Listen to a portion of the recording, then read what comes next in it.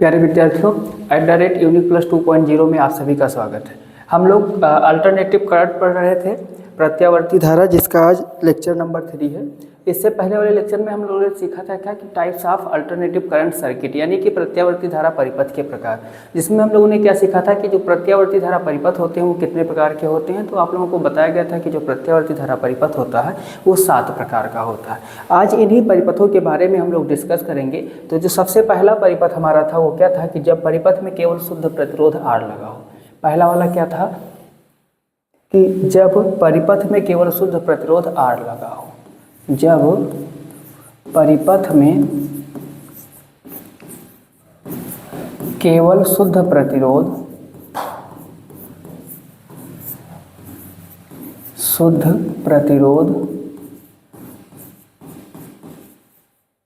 Capital R लगा हो। कुल मिला के इसको क्या कहेंगे? तो कुल मिला करके इसको कहेंगे R सर्किट। क्या कहेंगे भाई? R सर्किट कहेंगे। ठीक है, कुल मिलाकर के इसको क्या कहेंगे? R सर्किट कहेंगे या R परिपथ कहेंगे। ठीक है, अब चलते हैं इसके बारे में बात करेंगे। इसकी थ्योरी क्या लिखेंगे? थ्योरी हम सारे परिपथों की लगभग सेम टाइप की लिखेंगे ताकि आपको कन्फ्यूजन ना हो, और बहुत छोटी थ्योरी लिखने का प्रयास करेंगे। क्या लिखेंगे? एक लाइन में लिखेंगे कि माना कोई कैपिटल R प्रतिरोध का तार, कैपिटल R प्रतिरोध का तार किसी प्रत्यावर्ती धारा स्रोत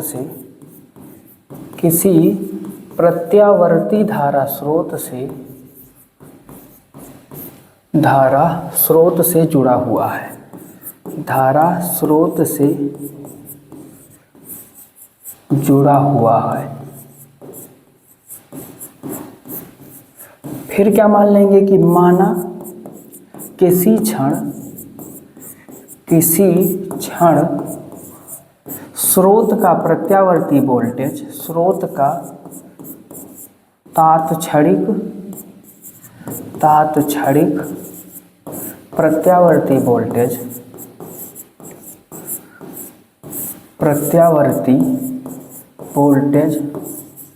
इसको क्या मान लेंगे भाई? क्योंकि इसका इक्वेशन वोल्टेज का क्या होता है? B = V0 sin omega t। तो यही मान लेंगे कि ये है, इसको मान लेंगे इक्वेशन नंबर 1। क्या मानेंगे? यहाँ पे डैश लगा देंगे, और डैश लगाने के बाद में मानेंगे कि स्रोत का जो प्रत्यावर्ती वोल्टेज है B = V0 sin omega t है।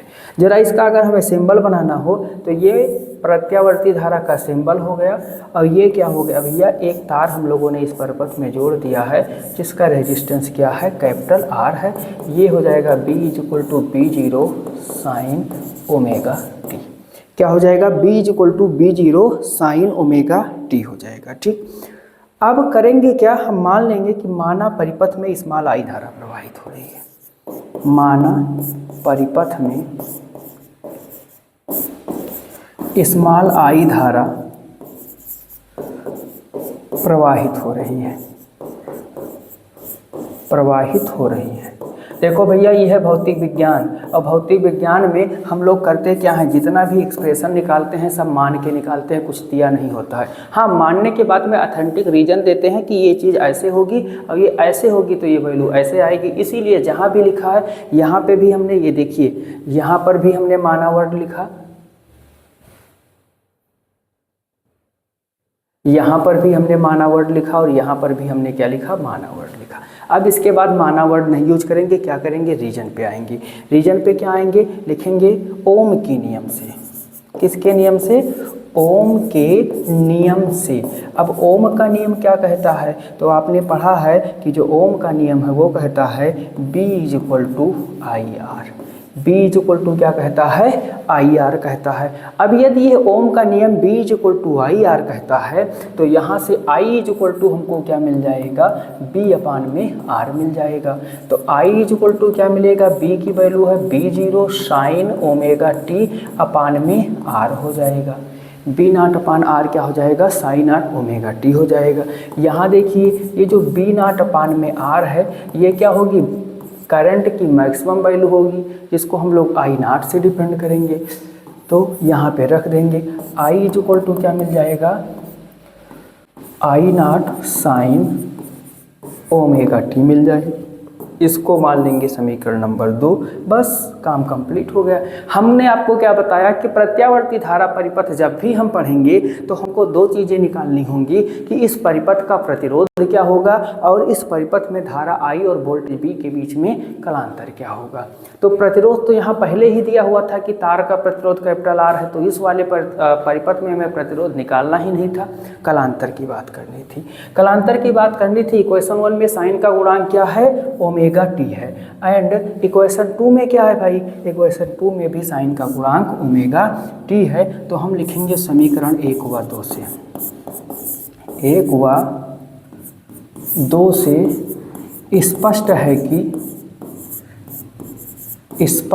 कि शुद्ध प्रतिरोध वाले परिपथ में, शुद्ध प्रतिरोध वाले परिपथ में, प्रतिरोध वाले परिपथ में, वाले परिपथ में धारा I तथा वोल्टेज V, धारा I तथा वोल्टेज V समान कला में होते हैं, वोल्टेज V समान कला में होते हैं,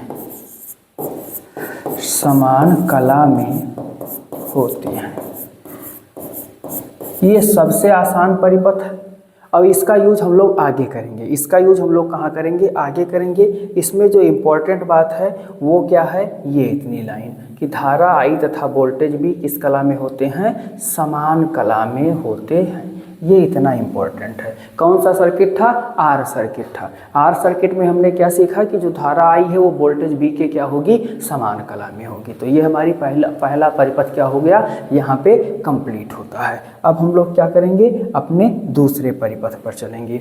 दूसरा परिपथ हमारा क्या था, दूसरा ये था कि जब परिपथ में केवल शुद्ध प्रेरकत्व लगा हो, शुद्ध प्रेरकत्व कैपिटल L लगा हो, तो इसका नाम क्या हो जाएगा, इसका नाम हो जाएगा L सर्किट। क्या हो जाएगा, L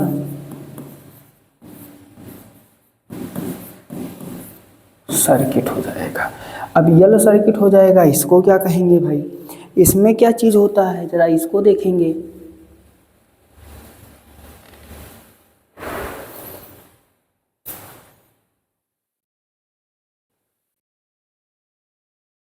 देखो, माना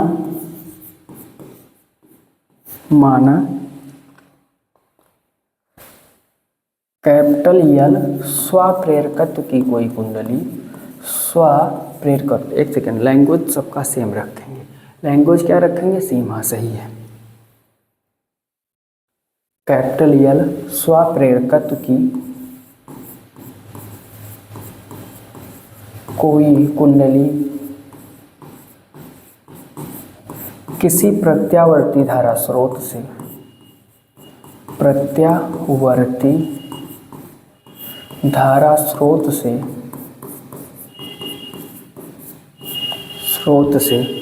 जुड़ी है, स्रोत से जुड़ी है। माना कैपिटल L स्वप्रेरकत्व की कोई कुंडली किसी प्रत्यावर्ती धारा स्रोत से जुड़ी है। माना किसी क्षण जुड़ी है, यहाँ पे एक लाइन और लिखना है, जिसका ओमीय प्रतिरोध नगण्य है, ओमीय प्रतिरोध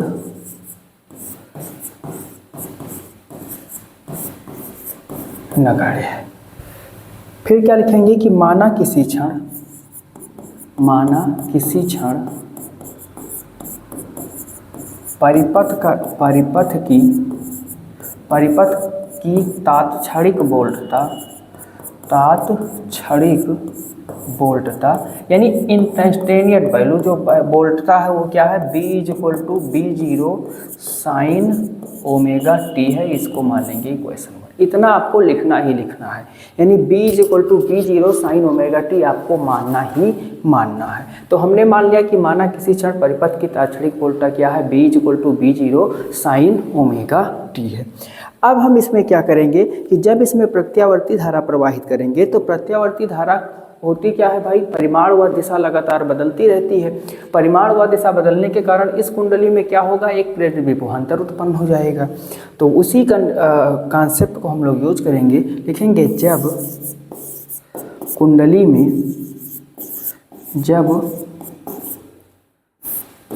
कुंडली में प्रत्यावर्ती धारा प्रवाहित की जाती है, प्रत्यावर्ती धारा प्रवाहित की जाती है तो धारा की दिशा व परिमाण बदलने के कारण, धारा की दिशा व परिमाण बदलने के कारण, परिमाण बदलने के कारण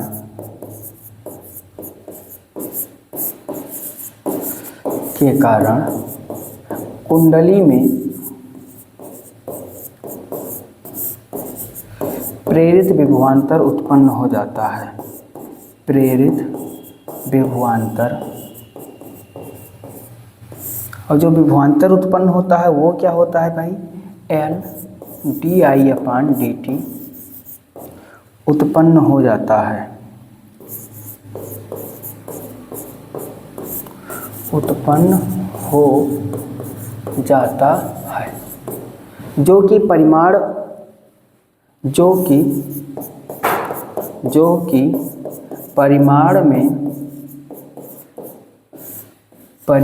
में स्रोत की वोल्टता के बराबर होता है, स्रोत की वोल्टता के बराबर होता है।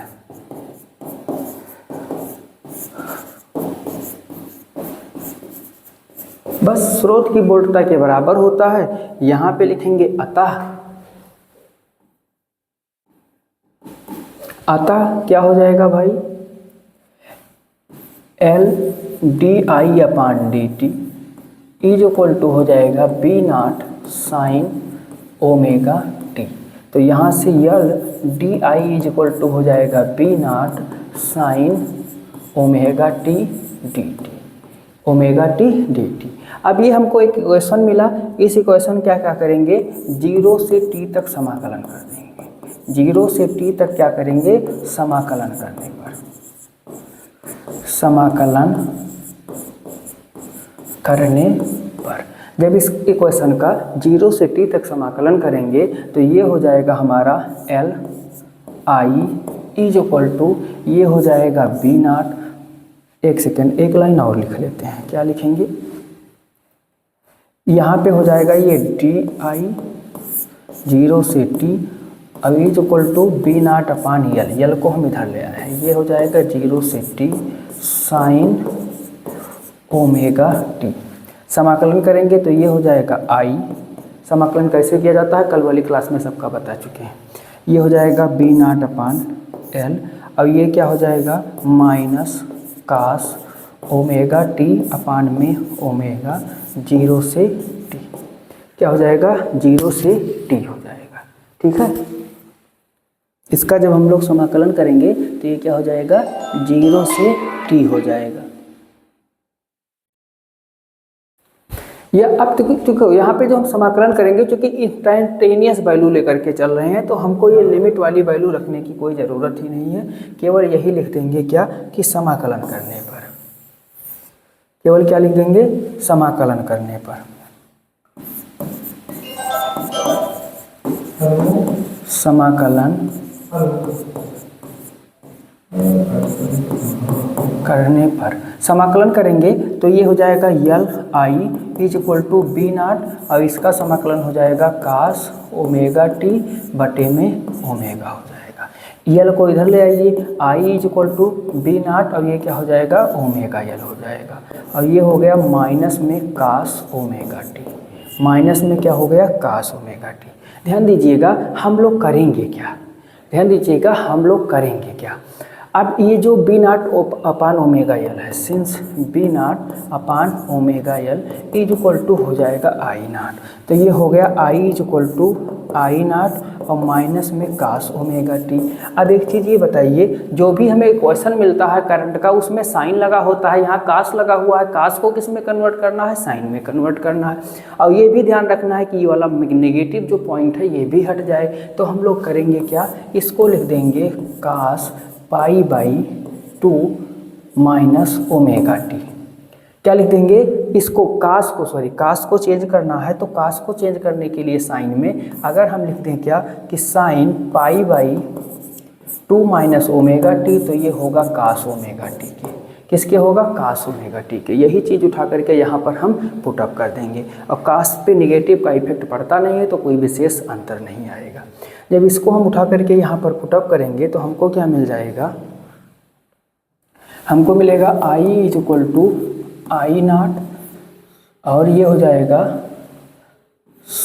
Minus sine pi by 2 minus omega T. ठीक, ये माइनस इधर लेकर के आएंगे तो आई इज इक्वल टू हो जाएगा आई नॉट।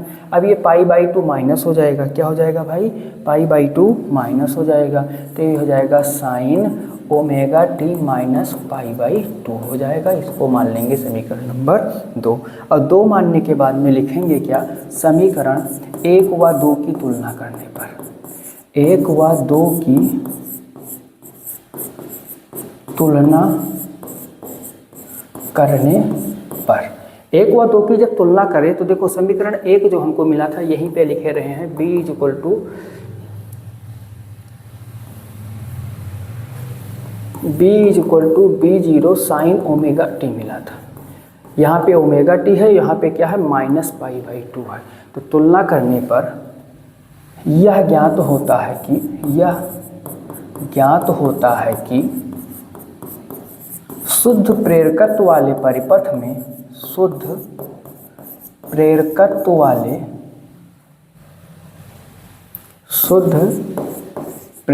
वाले परिपथ में धारा आई वोल्टेज B से कला में 90 डिग्री पश्चगामी होती है, कला में 90 डिग्री पश्चगामी होती है। माइनस लगा है तो क्या हो जाएगा, पश्चगामी होती है। इसी लाइन को थोड़ा उल्टा करके लिखें, उल्टा करके लिखेंगे तो क्या हो जाएगा, अथवा अगर हम इससे इसको देखें तो इसमें पाई बाई 2 बढ़ा हुआ है, तो अथवा क्या हो जाएगा, अथवा वोल्टेज B धारा I से 90 डिग्री अग्रगामी होता है, 90 डिग्री अग्रगामी होता है।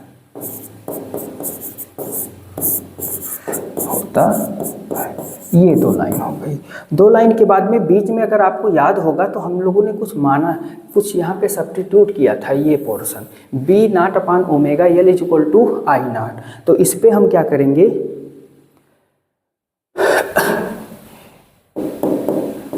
आई not is equal to B not upon omega L की तुलना ओम के नियम से करने पर, ओम के नियम से करने पर, ओम के नियम से करने पर ओमेगा एल परिपथ का, ओमेगा एल परिपथ का प्रभावी प्रतिरोध प्राप्त होता है, प्रभावी प्रतिरोध प्राप्त होता है। अरे भाई ओम के नियम में I equal to V upon R होता है, तो आर की जगह ओमेगा एल लिखा है, ओमेगा एल क्या हो जाएगा, परिपथ का प्रतिरोध हो जाएगा। लेकिन ये प्रतिरोध आर के कारण है ही नहीं, तो इसको हम लोग प्रतिरोध नहीं कह सकते हैं। तो यहाँ लिखेंगे परंतु यह केवल प्रेरकत्व के कारण है, किसके कारण है, प्रेरकत्व के कारण है, अतः इसे अगली स्लाइड में लिखते हैं, अतः इसे प्रेरण प्रतिघात कहते हैं। प्रेरण प्रतिघात कहते हैं। प्रेरण प्रतिघात कहते हैं तथा यक्सियल से प्रदर्शित करते हैं। प्रदर्शित करते हैं। तो यक्सियल इससे प्रदर्शित करेंगे, हमको यक्सियल की वैल्यू क्या मिल जाएगी, axial is equal to omega L मिल जाएगा। ये हमारा हो गया कौन सा सर्किट, ये हमारा हो गया एल सर्किट। अभी इसमें हम लोगों ने कोई फ़ोटो नहीं बनाया है, इस सर्किट में अभी हम लोगों ने कोई फ़ोटो नहीं बनाया है। तो जरा फ़ोटो बना लेते हैं, चलो यहाँ पे एक फ़ोटो बना देते हैं। कैसे, एल सर्किट कैसे होगा भाई, ये हमारा हो गया प्रत्यावर्ती धारा स्रोत B is equal to B0 sine में ओमेगा टी, और ये हमारी प्रेरकत्व को ऐसे ऐसे बनाया जाता है, कुंडली को ऐसे बना देंगे, ये एल प्रेरकत्व हो गया। एक चीज़ और, ये वाला जहाँ पे हम पढ़े थे धारा I वोल्टेज B में समान कला में होती है, यहाँ पे होगा क्या कि ये, अब ये मान लीजिए इधर क्या है I है, और इधर इधर I और B दोनों हो जाएं, और ये हो जाएगा ओमेगा टी। तो अगर ओमेगा टी हो गया, B आपका ऐसे चल रहा है, तो जो I का ग्राफ होगा, किसका ग्राफ होगा, I का ग्राफ भी यहीं से, I का ग्राफ भी क्या होगा, यहीं से शुरू होगा। ठीक है, ये जो डिस्टेंस है ये हो जाएगी I0, और क्या हो जाएगा, ये वाली जो डिस्टेंस है ये क्या हो जाएगा, B0 हो जाएगा। ठीक, इस तरीके से इक्वेशन मूव होगा। अब यहाँ पे इस वाले परिपथ में इसमें क्या हो गया, धारा I 90 डिग्री पश्चगामी हो गई है। पश्चगामी होने के कारण यहाँ पर क्या हो जाएगा, जब इसको हम जनरेट करेंगे ऐसे, इधर क्या हो जाएगा, I भी रहेगा, इधर B रहेगा, और इधर क्या हो जाएगा, ओमेगा टी हो जाएगा। अगर ओमेगा टी हो गया, B का ग्राफ हमें ऐसे मिल रहा है, B का ग्राफ कैसे मिल रहा है, ऐसे मिल रहा है, ये 0 है, ये पाई है, और ये क्या है, 2 पाई है। तो जो हमें I का ग्राफ मिला, I का ग्राफ क्या होगा, 90 डिग्री पश्चगामी होगा। 90 डिग्री पश्चगामी का मतलब क्या हो जाएगा, ये जो है यहाँ π/2 पे कट करेगा, और यहाँ किस पर कट करेगा, 3π/2 पे कट करेगा। तो और ये जो होगा, ये धारा का एम्पलीट्यूड हो जाएगा, ये क्या हो जाएगा, वोल्टेज का एम्पलीट्यूड हो जाएगा, वोल्टेज का एम्पलीट्यूड हो जाएगा। ठीक है, समझ में आया कि जो 90 डिग्री अग्रगामी और पश्चगामी था उसका क्या मतलब हुआ, ये जो ग्राफ बनेगा 0 से लाइन को पहले हाफ साइकिल के बाद में कहाँ पे कट करेगा, पाई पे कट करेगा, लेकिन ये ग्राफ कहाँ पे कट करेगा, π/2 पे कट करेगा। ठीक है, ये यहाँ पे 2 पाई पे कट किया, और यहाँ पे ये कहाँ कट किया, 3 पाई पे कट किया। मीन्स ये पॉजिटिव हाफ साइकिल इसकी कहाँ से शुरू हुई, π/2 से शुरू हुई। जब इसका ये रोटेशन कितना पहुँच गया, π/2 पहुँच गया, तब जा करके करंट हमको इस वाले हाफ साइकिल में प्राप्त हुई। ठीक है, तो यही है 90 डिग्री अग्रगामी और पश्चगामी का कॉन्सेप्ट। नेक्स्ट जो तीसरे नंबर का है, ये 3 इंपॉर्टेंट है, इन्हीं 3 के बेस पर फिर हम लोग सेवन पढ़ते हैं। तीसरा हमारा क्या था, जब परिपथ में केवल शुद्ध धारिता लगी हो। जब परिपथ में केवल शुद्ध धारिता लगी हो, शुद्ध धारिता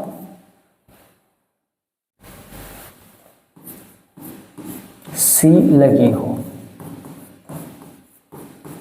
कहने का मतलब कौन सा परिपथ, C परिपथ, C सर्किट।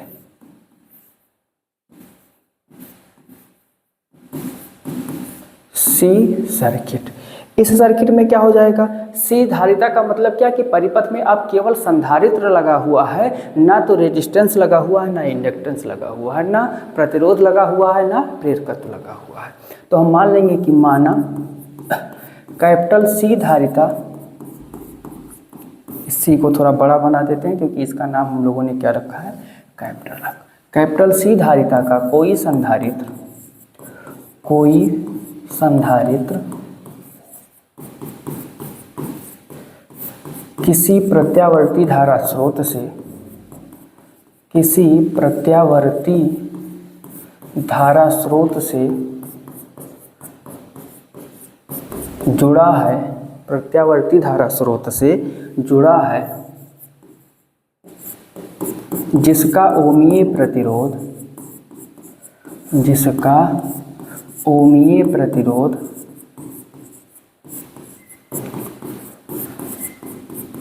नगण्य है, ओमीय प्रतिरोध नगण्य है।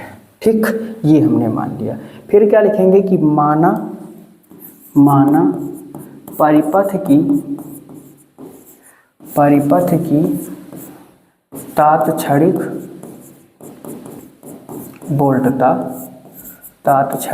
बोल्टता डैश कर देंगे, बी है और बी इज इक्वल टू क्या होगा, B0 साइन ओमेगा टी होगा। इसको मान लेंगे इक्वेशन नंबर 1। क्या मानेंगे, इक्वेशन 1 मानेंगे। 1 मानने के बाद में अच्छा संधारित्र का कॉन्सेप्ट क्या है। संधारित्र के कॉन्सेप्ट में चैप्टर नंबर 4 इसी इंटरमीडिएट का आप लोगों ने लिखा है Q प्रोपोर्शनल बी या Q is equal to CB। उसी कॉन्सेप्ट को लेकर के हम लोग क्या करेंगे, सॉल्व करेंगे। मान लेंगे कि माना परिपथ में स्मॉल आई धारा प्रवाहित होने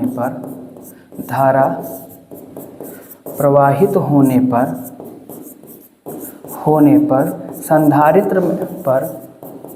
संधारित्र पर स्थानांतरित आवेश की मात्रा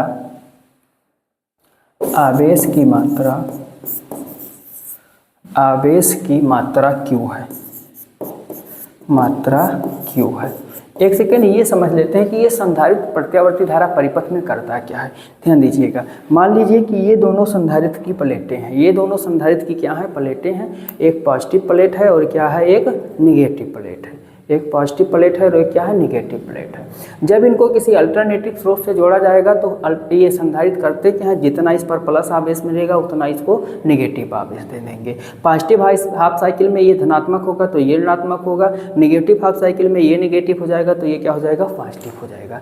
ये लोग करते क्या है, जब प्रत्यावर्ती धारा परिपथ में इनको जोड़ा जाता है तो ये कंटिन्यू चार्ज होते हैं, चार्ज होने के बाद डिस्चार्ज होते हैं, डिस्चार्ज होने के बाद फिर चार्ज होते हैं, फिर चार्ज होने के बाद में फिर डिस्चार्ज होते हैं। यही इनका प्रोसेस चलता रहता है। ये एक्चुअल में करते क्या है, जो संधारित्र होते हैं किसी परिपथ में लगाने के बाद में, जैसे होता क्या है कि आप लोगों ने देखा होगा घरों पे कोई भी ऑपरेटर्स हम लोगों के यूज किया जाता है जो थोड़ा सा डिजिटल ऑपरेटर्स हो, तो लाइट जाने के 1-8 सेकंड तक वो रन करते हैं, उसके बाद में वो बंद होते हैं। तो ये संधारित्र की वजह से लगे होते हैं। ऐसा इसलिए होता है क्योंकि अगर डायरेक्टली वो स्टॉप हो जाएंगे, सारे सिस्टम उनके डायरेक्टली कम करना बंद कर देंगे तो मे बी उनमें क्या हो जाती है, फॉल्ट आ सकती है। तो इसको रोकने के लिए संधारित्र का यूज किया जाता है। संधारित्र क्या करता है, चार्जिंग डिस्चार्जिंग पर के कॉन्सेप्ट पर कार्य करता है। तो वो हम नहीं लिखवा रहे हैं, हमने क्या कहा, मात्रा क्यू है। अब यहाँ लिखेंगे धारिता की परिभाषा से। किसकी परिभाषा से, धारिता की परिभाषा से। देखो लैंग्वेज जितने शार्ट करोगे आपको डेरिवेशन करने में उतने मज़ा आएगा। जब तक आप लैंग्वेज ही बहुत भारी कर दोगे डेरिवेशन करने में आपको दिक्कत होने लगेगी। धारिता की परिभाषा से क्या होता है भाई, Q is equal to CB होता है। Q इज इक्वल टू क्या होता है, CB होता है। C इसकी धारिता है ये। अब B is equal to sine omega t होगा। चलिए रख देते हैं, तो क्या हो जाएगा, Q इज इक्वल टू हो जाएगा CB0 साइन ओमेगा टी। अच्छा, अब Q पता है, I निकालना है। Q पता है, क्या निकालना है, I निकालना है। तो हम लोग क्या जानते हैं, I के लिए I बराबर होता है dQ/dt। तो I इज इक्वल टू क्या हो जाएगा, d/dt of CB0 sign omega T हो जाएगा। हो जाएगा कि नहीं हो जाएगा, CB0 बाहर हो जाएगा। अब ये d/dt of sine omega T हो जाएगा। अब यहाँ समाकलन नहीं, हमको अवकलन करना है। क्या करना है, अवकलन। तो ध्यान दीजिएगा, d/dt ऑफ साइन टी का होता है कास टी।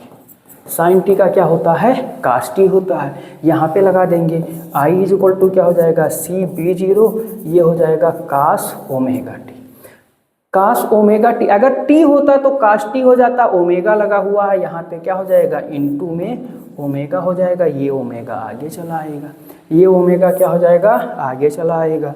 जब ये आगे आएगा अब क्या हो जाएगा, I is equal to C, omega आगे लिख लेंगे, ओमेगा C B0 और कास ओमेगा टी। अच्छा इसको बताओ, ऐसा लिख सकते हैं, ये हो गया B0। ओमेगा C को हमें नीचे पहुंचाना है, कैसे भी करके नीचे पहुंचाना है। तो कैसे भी करके नीचे पहुंचाना है तो ये 1/ω6 लिख देंगे और ये हो गया cos ω हो गया। अब कैसे भी करके नीचे तो पहुंचा ले गए, तो भैया जैसे नीचे पहुंचाए तैसे हम लिखेंगे सिंस B0/1/ω/c क्या होगा I0। कुल मिलाकर के अभी इसका कॉन्सेप्ट बाद में यूज करेंगे, लेकिन विभवांतर के नीचे बटे में कुछ लिखा होता है तो वो धारा होता है किसके नियम से, ओम के नियम से। तो ये हो गया I I0 cos ω। मामला फिर वहीं फंस गया। कहाँ फंस गया भाई, ये देखो हमको इसके इक्वेशन में साइन मिला है, गुणांक की तुलना करनी है तो दोनों जगह साइन होगा तभी हम तुलना कर पाएंगे। यहाँ पे क्या मिल गया कास, तो एक चीज़ हम लोग जानते हैं क्या कि sine π/2 plus theta is equal to होता है कास थीटा। क्या होता है, कास थीटा होता है। थीटा की जगह ω/t रखते हैं, काम बन जाएगा। तो कैसे हमारा काम बनेगा, हम लिखेंगे I = I0 sign π/2 plus ω/t। इसको चेंज कर लें तो I = I0 sign ω/t plus में π/2 हो जाएगा। इसको मान लेंगे इक्वेशन नंबर 2। क्या मानेंगे, 2 मानेंगे।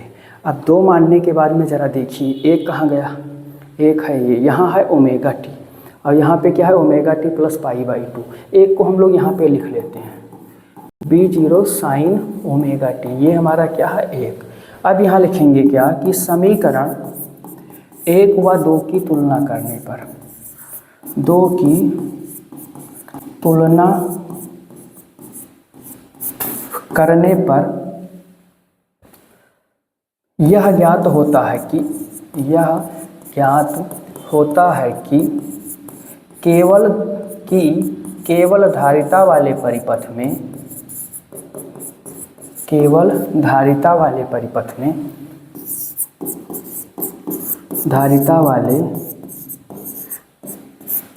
में धारा I वोल्टेज B से कला में 90 डिग्री अग्रगामी होती है। कला में 90 डिग्री अग्रगामी होती है। अथवा क्या हो जाएगा भाई, अगर ये I अग्रगामी है तो उल्टा करेंगे तो B क्या हो जाएगा, पश्चगामी हो जाएगा। अथवा वोल्टेज B धारा I से 90 डिग्री पश्चगामी होता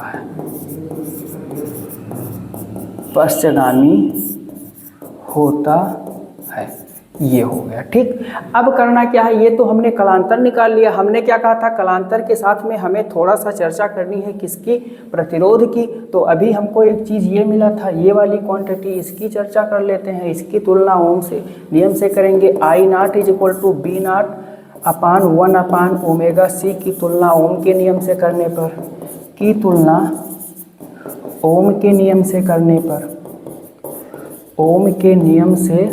करने पर क्या होगा भाई, जब ओम के नियम से करेंगे तो 1/ω/c, विभवांतर के नीचे जो भी होगा वही रेजिस्टेंस होता है। 1/ω/c परिपथ का प्रभावी प्रतिरोध प्राप्त होता है। क्या प्राप्त होता है, परिपथ का प्रभावी प्रतिरोध प्राप्त होता है। ठीक, प्रतिरोध प्राप्त होता है, परंतु यह धारिता के कारण है, केवल धारिता के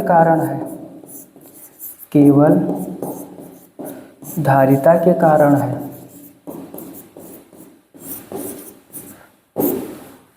अतः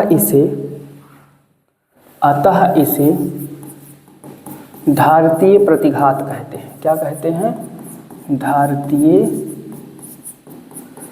प्रतिघात कहते हैं। अब इसको प्रदर्शित किससे कहते हैं, यक्ष से। यक्ष = हो जाएगा 1/ω/c। 1/ क्या हो जाएगा, ω/c हो जाएगा। तो ये हो गया इसका प्रतिरोध। सर्किट की अगर मैं बात करूं तो यहाँ पे ये हो जाएगा क्या, ये ऐसे प्रत्यावर्ती वोल्टेज B = B0 साइन में ω/t और यहाँ पे क्या लग जाएगी, एक संधारित्र लग जाएगी जिसकी धारिता क्या होगी, C होगी।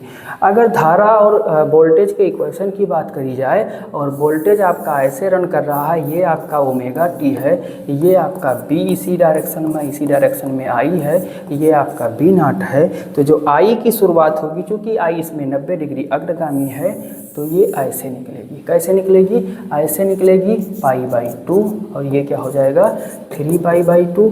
ये जो इसका आयाम होगा ये क्या हो जाएगा I0 हो जाएगा। ठीक है, ये क्या होगा 0 होगा, ये आपका होगा पाई और ये क्या होगा 2π होगा। तो ये इसका सर्किट डायग्राम हो जाएगा कि कैसे धारा और वोल्टेज रन करेगी। तो आज हम लोगों ने इन 3 परिपथों के बारे में सीखा। शेष बचे हुए परिपथ को हम लोग अगली क्लास में सीखेंगे।